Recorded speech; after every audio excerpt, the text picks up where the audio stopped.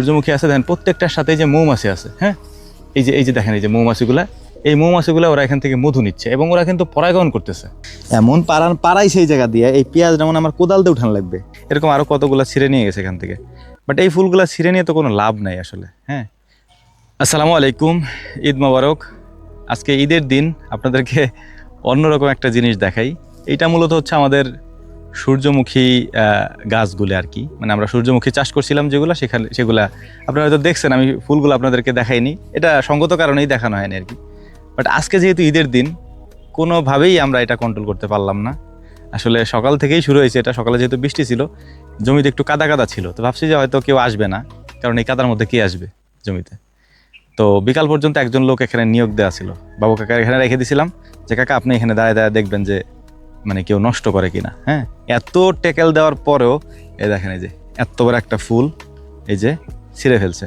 এরকম আরও কতগুলো ছিঁড়ে নিয়ে গেছে এখান থেকে। বাট এই ফুলগুলো ছিঁড়ে নিয়ে তো কোনো লাভ নাই আসলে। হ্যাঁ, কারণ এইগুলা হচ্ছে যে এমন ফুল আপনি নিয়ে কিছু করতেও পারবেন না, বাড়িতে নিয়ে রেখে দিবেন সৌন্দর্যের জন্য।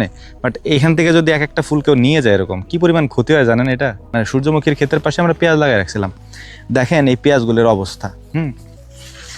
এমন পাড়াই সেই জায়গা দিয়ে এই পেঁয়াজ যেমন আমার কোদাল দিয়ে উঠান লাগবে। দেখেন এই যে অবস্থা, এই পেঁয়াজগুলোর এমন পাড়াইছে, এগুলো ছিঁড়ে যাবে, এখন টান দিলে উঠবে না, কারণ মাটি যদি নরম থাকতো তাহলে এই পেঁয়াজগুলো উঠতো। দেখেন আমার পেঁয়াজগুলো কিন্তু ছিল এই যে এরকম, এই যে এরকম ছিল পেঁয়াজ। দেখেন এই যে সিরিয়াল মতো যদি আমি এগুলো টান দিই না, এই পেঁয়াজগুলো দেখেন যে এইভাবে কীভাবে উঠতেছে, দেখছেন এইগুলো উঠতেছে। দেখেন ছবি তুলেন, সমস্যা নেই। বাট ক্ষতি করলে তো একটু কষ্ট লাগে। এত পরিশ্রম করি, তারপর হচ্ছে এত কষ্ট করে লাগাইছি, যখন এখন হইছে, তখন যখন এরকম ফুলগুলা নষ্ট হয়ে যেতেছে বা ছিঁড়ে ফেলতেছে এরকম বাচ্চারা এসে এসে, খারাপ লাগে আর কি দেখলে। আমরা তো কারো কিছু বলি না, একেবারেই কিছু বলি না। দেখেন আমি আমার স্যান্ডেল পরেও এখানে আসি না। হ্যাঁ, কারণ আমার এই ফসলগুলো আমার অনেক কষ্ট করে লাগানো ভাই। এবছর আমরা 4টার মতো 3টা বক্স মতো বসাইছি, ওই 3টা থেকে আমরা আরও একটা মানে তৈরি করছি আর কি, মৌমাছির বক্স। তো আপনি একটা জিনিস যদি লক্ষ্য করেন, দেখেন যে এখানে প্রত্যেকটা আমাদের যে আছে সূর্যমুখী আছে, দেখেন প্রত্যেকটার সাথে যে মৌমাছি আছে। হ্যাঁ, এই যে দেখেন এই যে মৌমাছিগুলা, এই মৌমাছিগুলা ওরা এখান থেকে মধু নিচ্ছে এবং ওরা কিন্তু পরাগায়ন করতেছে। হ্যাঁ, আর এই পরাগায়ন সম্পর্কে যারা জানেন তারা তো জানেনই। দেখেন যে ও কিন্তু মধু নিচ্ছে এখান থেকে। তো এইটা হচ্ছে আমাদের মূল উদ্দেশ্য ছিল যে আমাদের তো ফুল নাই, তো কৃত্রিমভাবে আমরা ফুল কিভাবে পাবো?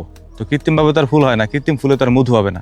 এই কারণে আমরা সূর্যমুখী লাগাইছিলাম। এখানে আমাদের আরও অন্যান্য ফুল আমরা লাগাইছি, যেগুলো আসলে মানে আমরা কম দেখানোর চেষ্টা করি। হ্যাঁ, আমাদের সূর্যমুখীর তেল দরকার, এর পাশাপাশি আমাদের দরকার ছিল হচ্ছে আপনার মধুর।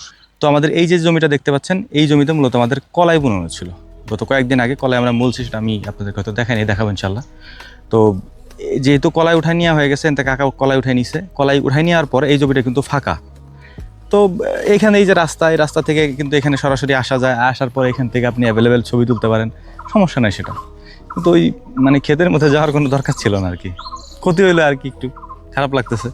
দোয়া করবেন আল্লাহ তাআলা যেন যতটুকু ক্ষতি হয়েছে এটা পোষায় নেওয়ার তৌফিক দান করেন। ওমা তৌফিক ইল্লা বিল্লাহ, নাসরুম মিনাল্লাহি ফাতহুন কারীম ওয়া আখিরু দাওয়ানা আলহামদুলিল্লাহি রাব্বিল আলামিন। আসসালামু আলাইকুম ওয়া রাহমাতুল্লাহ।